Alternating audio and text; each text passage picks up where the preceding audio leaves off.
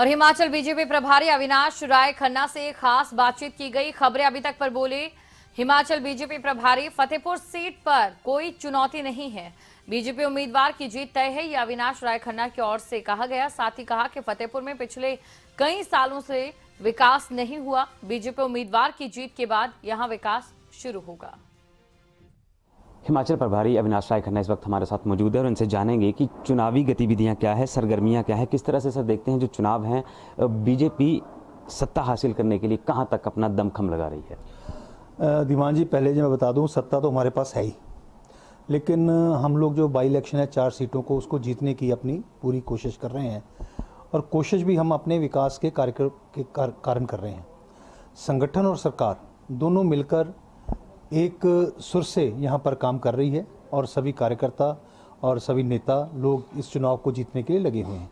बेशक इस चुनाव का सरकार के ऊपर कोई असर नहीं होने वाला, ना सरकार गिरेगी ना बनेगी, लेकिन भारतीय जनता पार्टी 4 की 4 सीटों को जीतने के लिए प्रयासरत है।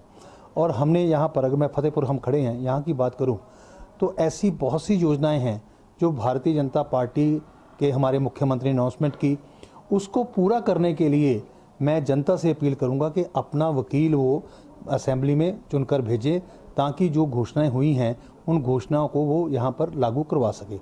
हमने देखा है कि इस फतेहपुर में पिछले कई वर्षों से यहाँ पर कांग्रेस का रहा है एमएलए, लेकिन जो विकास जहाँ पर होना चाहिए था वो विकास की गति यहाँ पर नहीं मिली।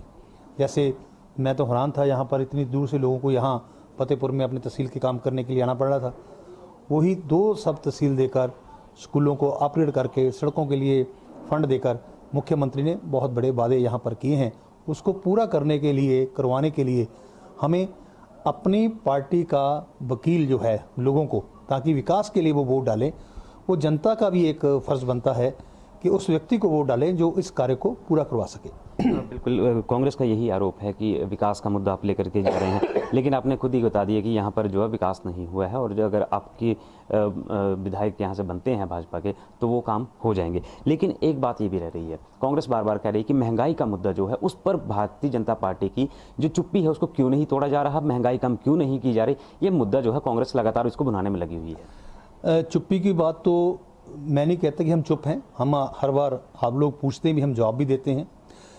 इंटरनेशनल इन्फ्लेशन, मतलब ये अंतर्राष्ट्रीय एक महंगाई का दौर चला हुआ है, उसके कई कारण हैं। आपने देखा 2 साल कोरोना में जिस ढंग से इकोनॉमिक एक्टिविटी सब बंद हो गई थी, लोगों के रोज़गार बंद हो गए थे, जीडीपी का भी इफेक्ट हुआ, क्योंकि मनी सर्कुलेशन जब होती है तो विकास होता है, मनी सर्कुलेशन होती है तो इन चीज़ों पर कंट्रोल किया जा सकता है। 2 साल एक ऐसा पीरियड था, उस समय सरकारों की प्रायोरिटी जो थी वो जनता की जान को बचाने की थी। आपने देखा देश पहला ऐसा बन गया है दुनिया में, देश भारत, जिसने 100 करोड़ लोगों को टीकाकरण करके एक विश्व रिकॉर्ड जो है वो बनाया है। पहले जान की प्रायोरिटी है, महंगाई कोई लोकल मुद्दा नहीं है, ये एक इंटरनेशनल मुद्दा है। फिर भी गरीब की रसोई चलती रहे, उसके लिए भारतीय जनता पार्टी की सरकार ने, एनडीए सरकार ने और जहाँ की जयराम सरकार ने बहुत से उपराले किए हैं। उदाहरण के तौर पर जो हमने गरीब कल्याण योजना, उसके तहत राशन देना, गैस का सिलेंडर देना, इन बातों को लेकर ताकि उसकी रसोई जो है वो चलती रहे। लेकिन फिर भी हमारी जिम्मेवारी है, हम इसको किस ढंग से कंट्रोल करें। अभी कोरोना का काल निकल रहा है, तो आशा करता हूं कि जल्दी इस बात पर हम कंट्रोल कर पाएंगे। तो ये थे हमारे साथ अविनाश राय खन्ना, जिन्होंने साफ तौर पर कहा है कि चारों की चारों सीटों पर जो है भारतीय जनता पार्टी जीत रही है और जीत हासिल करेंगे। साथ ही साथ इन्होंने ये भी कहा है कि राजन सुशांत को ये कहीं भी चुनौती नहीं मानते हैं। फतेहपुर से कैमरामैन राहुल के साथ मनोज धीमान, खबरें अभी तक।